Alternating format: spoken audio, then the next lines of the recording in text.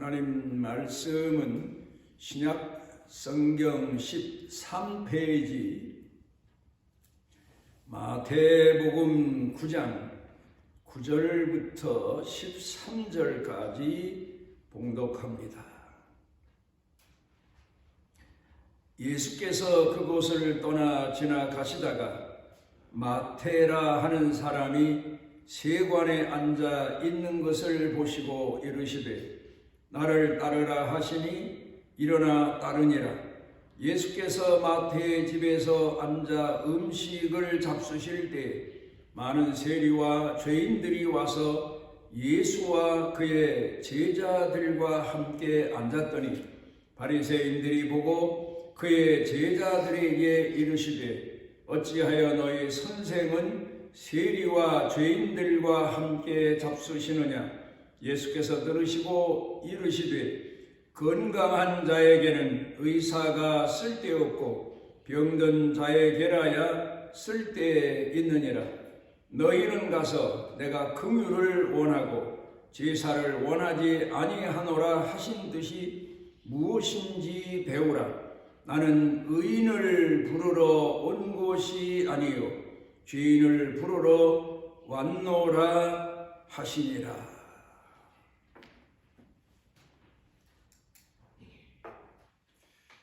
마태복음 18장 21절부터 25절까지의 예수님이 말씀하신 예화를 생각해 보게 되면 1만 달란트를 임금님에게 빚졌던 신하의 이야기가 나옵니다.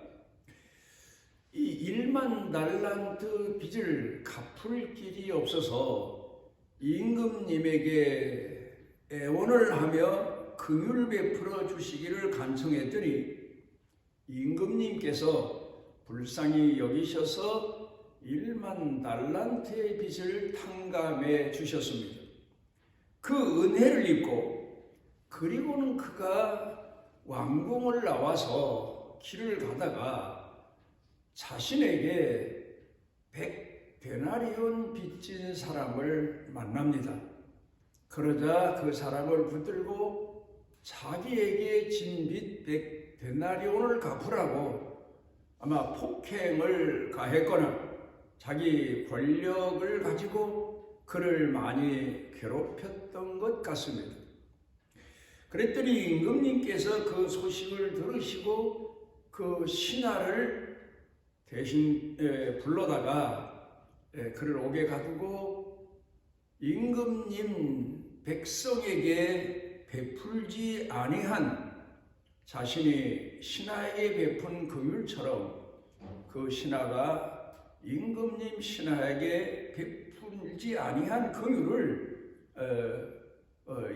임금님이 들어서 책망하시며 그를 옥에 가두었다는 이야기입니다. 그때 만약에 그 신하가 자기에게 100데나리온 빚진 사람을 길에서 만났을 때 임금님이 자기를 불쌍히 여긴 것처럼 이 신하가 그 사람을 불쌍히 여기고 그리고 그 100데나리온의 빚을 탕감해 주었다면 아마도 이 신하는 임금님께서 자신에게 베푸신 1만 달란트의 탕감의 빚의 은혜가 얼마나 컸나 하는 것을 아마 조금씩 배워가지 않았을까 이런 생각을 해봅니다.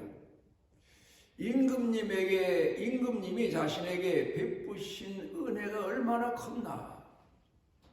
탕감받은 순간에는 감정적으로 아마 그 은혜가 얼마나 큰가를 생각은 해봤겠죠. 그러나 그가 그 탕감받은 은혜를 헤아리지 못했기 때문에 결국 자기에게 100데나리온 빚진 사람에게 폭행을 가하게 됐고 그 일로 인해서 자기가 탕감받았던 죄를 다시 죄값을 물어야 되는 그런 형편의 사람이 되고 많은 것을 생각해 보게 됩니다. 임금님께서 베푸신 그 큰 긍휼의 은혜를 자신이 조금이라도 남에게 베풀었으면 아마 그는 머지않아서 임금님이 자신에게 베푸신 은혜가 얼마나 컸나도 알게 됐을 거고, 또 백성들에게 임금님처럼 긍휼을 베푸는 신하로 살아갈 수 있었지 않았나 하는 생각을 해보게 됩니다.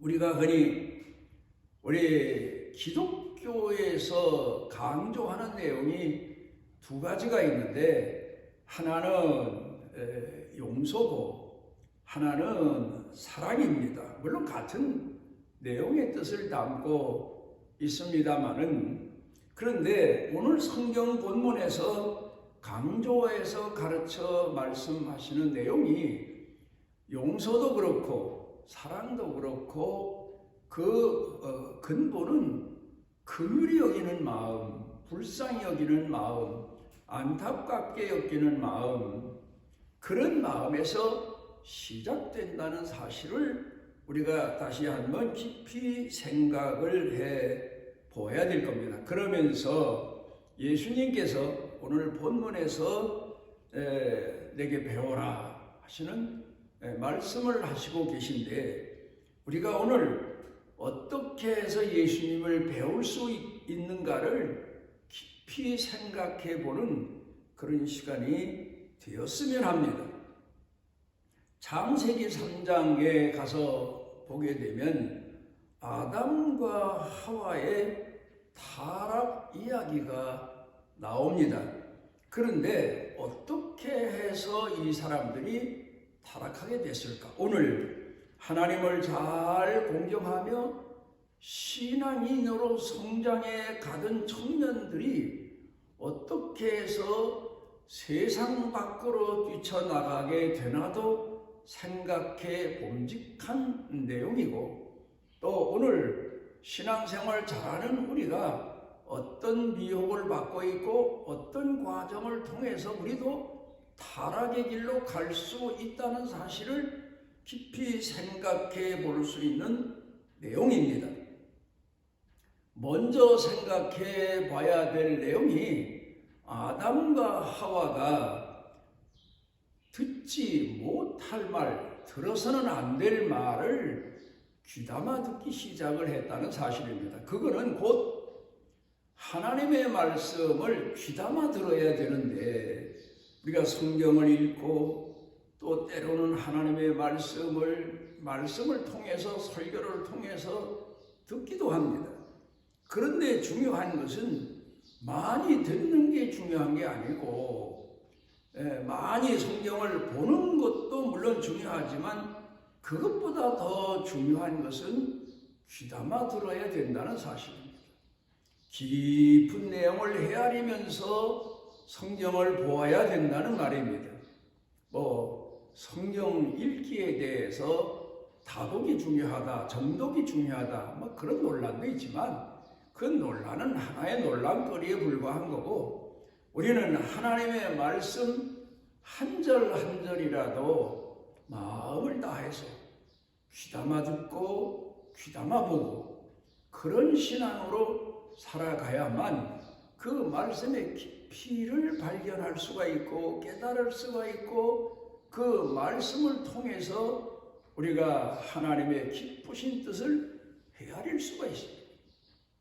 그런데 어느 때부턴가 이 아담과 하와가 하나님의 말씀을 귀담아 듣지 않았다, 깊이 생각을 하지 않았다, 깊이 헤아리진 않았다. 형식적으로 예배에 형식적으로 참석하는 것처럼 형식적인 신앙인이 됐다. 그게 타락의 시작입니다. 그러다 보니까 사단의 말이 들려오기 시작했고 사단의 말을 귀담아 듣게 됐다. 이는 완전 타락의 길로 접어들고 만 겁니다. 그 다음에는 하나님께서 하시는 일을 눈여겨보지 않았다. 우리가 가끔은 자연으로 나가봅니다. 산으로, 들로, 바다로, 강으로 나가봅니다마는 거기서도 눈여겨보게 되면 하나님께서 이 세상을 얼마나 사랑하시면서 창조하셨나를 발견할 수가 있습니다. 어디 가서 관광을 가도 그냥 흔히 하는 얘기로 휙 보고 경력만 쌓고 한국 사람들 이력만 쌓기 위해서 휙 돌아보고 오면 배우는 게 없습니다. 그런데 가서 한 곳이라도 깊이 눈여겨보면서 자세히 보면 많은 걸 배우고 많은 걸 깨닫고 돌아오지 않습니까? 그런 것처럼 우리가 하나님이 하시는 일을 눈여겨보고 그 필요가 있습니다. 만약에 자녀들이 부모가 사는 생활을 눈여겨보았다면 많은 것을 배우게 될 겁니다. 그런데 눈여겨보질 않고 그냥 시선을, 집중을 다른 데 두고 나면 세상 길로만 달려갈 수밖에 없고 자기 자신의 욕망의 길로만 달려갈 수밖에 없는 겁니다. 그 다음에 세 번째로는 잘못 따른 겁니다. 끝까지 어려워도 힘들어도 참 중요한 내용입니다. 편안할 때는 예수님을 따르는 것 같더니 고난이 올 때 예수님을 따르지 않습니다. 그런데 마치 어려울 때에 하나님을 따르지 않기 시작을 하면 결국 사단을 따르게 되고 말고 편안한 길을 가다 보면 좁은 문으로 가지 않고 편안한 길로 가다 보면 결국은 타락의 길로 가게 되고 마는 겁니다. 이런 과정을 놓고 우리가 생각해 볼 때 우리가 오늘도 예수님을 제대로 배우고 있나? 하나님을 제대로 따르고 있나? 이런 마음을 가지고 우리 자신을 돌아봐야 됩니다. 죄인, 오늘 성경 본문의 내용을 다시 헤아려 보게 되면 죄인 따로 없습니다. 죄의 길로 가는 사람이 죄인이지 무슨 큰 살인죄를 지고 세상이 깜짝 놀랄 큰 죄를 져서 죄인이 되는 게 아니에요. 죄의 길로 가는 게 죄인입니다. 그런데 믿음의 길, 생명의 길, 의의 길로 가는 사람이 바로 신앙인이고 의인이고 하나님이 기뻐하시는 사람입니다. 이제 오늘 성경 본문에 나오는 주인공이다시피 한 마태라고 하는 사람에 대해서 생각해 봅니다. 세리장 직위에 오른 것은 보면 그가 아마 어떤 연주를 통해서 남보다 더 위에 있게 되었는지, 재능이 남보다 뛰어나서 위에 있게 되었는지, 아니면 자기 동족에게서 많은 세금을 포탈에다가 로마에 잘 바쳐서 세리장까지 되었는지 모르지만 그래도 세리 중에서는 높은 지위에 오른 사람입니다마는 이 사람 어렸을 때를 생각해 봅니다. 이 사람은 분명 유대인입니다. 유대인으로서 아마도 남들보다는 세리직을 감당해 왔다는 사실을 놓고 보면 상당한 식견 있는 지식의 길을 걸어왔다. 많이 배운 사람이다. 부모가 많이 가르친 사람이다. 그렇게 볼 수가 있겠습니다. 또 성경 기록을 보게 되면 예수님에 대한 행적을 기록하는 신약 성경 첫 번째 마태복음을 기록한 것을 보면 이 사람이 굉장한 지식을 가지고 있는 사람이었다. 자기 유대 이스라엘 나라의 역사에 대해서도 조상에 대해서도 신앙에 대해서도 아마도 사도 바울만큼은 몰라도 그래도 많은 공부를 했던 사람일 거다.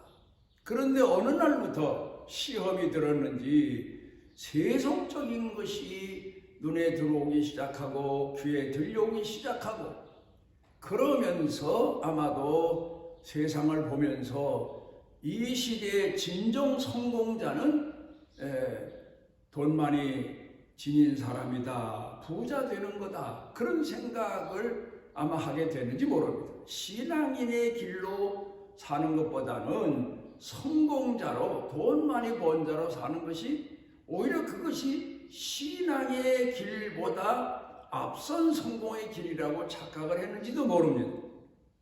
어떻든 유대인으로 잘 자라오던 그가 하나님의 말씀을 귀담아 듣지 않기 시작했고, 차츰 멀리하기 시작했고, 그러면서 세속적인 성공자들의 말을 귀담아 듣게 됐고, 그 사람들을 따르게 됐고, 그래서 결국은 이 사람이 세리장이라는 직위까지 얻게 됐고 타락의 길로 지금까지 걸어왔는데, 제가 생각해 볼 때에는 아마 이 마태가 어느 땐가 예수님께서 많은 사람을 모아놓고 말씀을 전하실 때에 그 무리 중에 끼어서 예수님 말씀을 들으면서 하나님 말씀이 귀에 들리기 시작했고, 하나님께서 하시는 일을 다시 생각해 보게 됐고, 그러면서 많은 갈등 속에서 살아오다가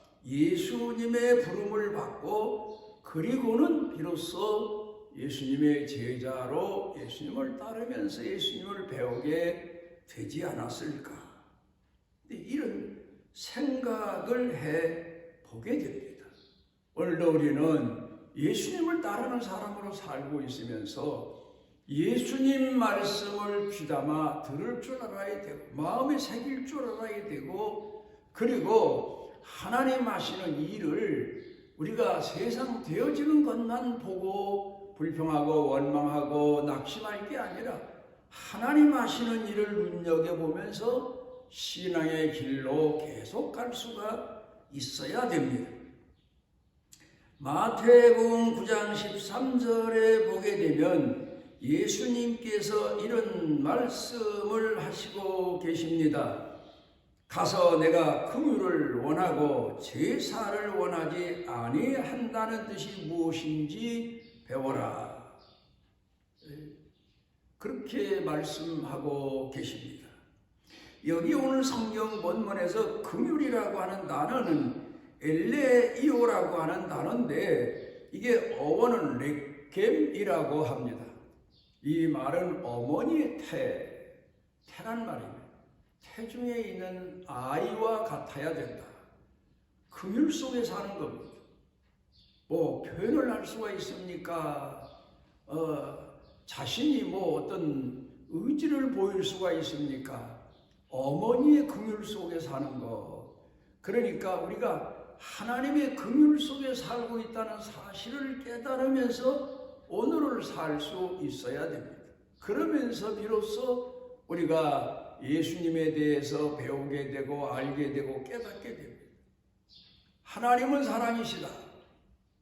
너무 광범위한 이야기입니다. 하나님은 긍휼을 베푸시는 분이다.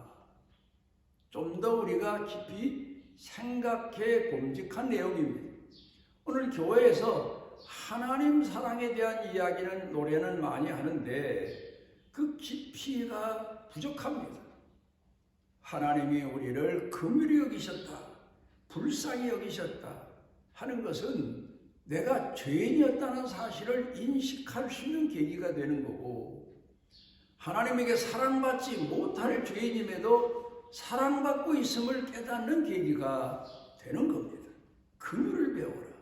우리 그리스도인들은 사랑에 대해서 광범위한 이야기만 하고 살 게 아니라 우리를 불쌍히 여기시고 긍휼히 여기시는, 우리를 태에 있는 아이를 몸에 품고 그 아이를 위해서 사는 산모처럼 하나님이 우리를 불쌍히 여기시고 긍휼히 여기시며 끝없는 사랑을 쏟아부어 주시며 우리 때문에 희생하시고, 산모가 태에 있는 아이 때문에 고생하고 몸부림치고 입덧을 하고 그렇게 사는 것처럼 우리 같은 죄인을 하나님의 자녀로 만드시기 위해서 오늘도 고난을 당하시는 예수님 하나님에 대해서 생각해 보면서 헤아려 보면서 비로소 내가 예수님을 알게 되고 하나님을 알게 되고 하나님 하신 일을 볼 수 있게 되는 신앙인으로 성숙해 가게 되는 겁니다. 또 하나 여기서 우리가 생각해 보는 것은 마태복음 11장 29절에 내 멍에를 메고 내게 배워라. 이 멍에라고 하는 뜻이 무엇일까? 그건 바로 사명이다, 십자가다. 그렇게 단언을 할 수가 있습니다.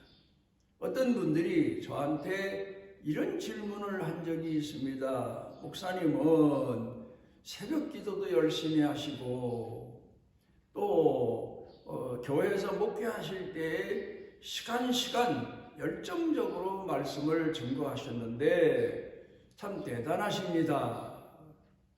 그때 제가 좀 이야기를 나눌 수 있는 그런 장소였고 형편이었기 때문에 그런 얘기를 했습니다. 그렇게만 보십니까? 나를 대단히 열정자로 보십니까? 아닙니다. 나도요, 어떤 때에는 새벽 기도 갈 때 마차를 끄는 소처럼 내 몸을 끌고 갈 때가 한두 번이 아닙니다. 또 말씀을 준비할 때 내 몸을 내가 스스로 쳐서 복종케 할 때가 한두 번이 아닙니다. 그러면서 말씀을 준비하고 그러면서 성전에 올라가서 기도할 때도 어떤 날은 기도가 잘 안 돼가지고 중언부언하다가 나중에서 내가 왜 이러나 하고 나 스스로를 돌이켜보고 회개하고 내려올 때도 많습니다. 이런 내 자신의 숨은 이야기를 솔직하게 이야기한 적이 있습니다. 그러니까 나의 멍에를 메고 사명자라는 마음, 내가 하나님 앞에 사명받은 자다. 목사만 그렇습니까? 예수 믿는 사람은 다 부름을 받은 자입니다. 그리고 보냄을 받은 자입니다. 그게 사명자입니다. 그러니까 다 하나님 앞에 부름을 받고 다 하나님 앞에서 생활로 보냄을 받은 자로 살기 위해서는 사명의식이 있어야 됩니다. 그게 바로 멍해입니다. 힘든 일입니다. 그러나 그 사명을 다할 때 열심히 땀 흘려서 뜨거운 햇볕에서도 열심히 일하는 농부는 그늘 밑에가 쉴 때 보람을 느끼고 그 일의 의미를 더 느끼고 그러니까 또 도전하고 그런 것처럼 사명자로 살아갈 때 우리가 예수님을 알게 되고 배우게 되고 우리를 향하신 하나님의 뜻을 헤아리게 됩니다. 그 다음에 보게 되면 또 하나 우리가 여기에서 나는 마음이 온유하고 겸손하니 나의 멍에를 메고 배워라. 예수님을 배우는 방법입니다. 교만한 자는 아무것도 못 배웁니다. 겸손해야 배웁니다. 나를 낮추어야 배웁니다. 화를 내는 자는 아무것도 못 배웁니다. 나를 온유한 가운데 가둬놓을 줄 아는 사람은 많은 걸 배웁니다. 우리가 가끔은 남에게 받기도 하고 남에게 주기도 하지만 받을 때는 배우는 게 없어요. 줄 때 더 많은 걸 배웁니다. 그러니까 제가 말씀을 시작하면서 1만 달란트 빚을 탕감받을 때는 별로 배운 게 없어요. 즉흥적인 감동은 있었겠지만 그러나 100데나리온이라도 남의 것을 남에게 용서해주고 탕감해 줄 때부터 배우는 겁니다. 그러니까 오늘 성경 본문에서 가르치는 내용의 의미가 뭔가 하면 예수님을 배우기 위해서는 나를 낮춰야 된다. 온유한 마음을 가져야 된다. 겸손한 마음을 가져야 된다. 낮아진 마음을 가져야 된다. 그 다음에 마태복음 7장 12절에 역시 마찬가지입니다. 대접을 받을 때보다 대접할 때 많은 걸 배우게 됩니다. 그 다음에 보게 되면 마태복음 7장 13절 14절에 좁은 문으로 들어가라. 넓은 문으로 들어가면, 넓은 문으로 가게 되면 많은 걸 잃어버립니다. 그런데 오히려 좁은 문으로 들어가면 많은 걸 배웁니다. 많은 걸 얻습니다. 그게 성경에서 가르치는, 예수님이 가르치시는 진리입니다. 교훈입니다. 그래서 좁은 문으로 들어가라. 그래야 많은 걸 배운다. 그래야 나를 배운다. 하나님에 대해 배운다. 이런 뜻으로 말씀하시고 계십니다.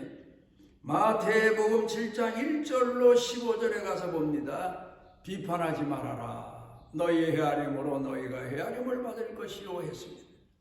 비판하면 아무것도 못 배웁니다. 남에게 격려해주고 남을 칭찬해주고 남의 허물을 덮어줄 때 오히려 많은 걸 배웁니다.